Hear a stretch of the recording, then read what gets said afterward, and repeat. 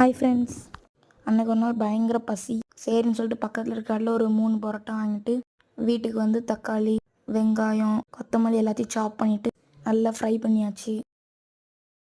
அதுக்கடுத்து லைட்டாக உப்பு போட்டாச்சு. அதுக்கடுத்து லைட்டாக ஆயில் சேர்த்துக்கோங்க.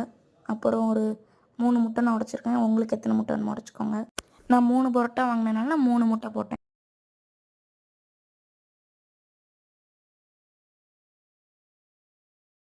முட்டை இந்த மாதிரி கட்டியாகிற வரைக்கும் நல்லா கிண்டிக்கிட்டே இருங்க. அடுத்து நம்ம வாங்கின பரோட்டாவை வந்து சாப் பண்ணி உள்ளே போட்டுக்கோங்க.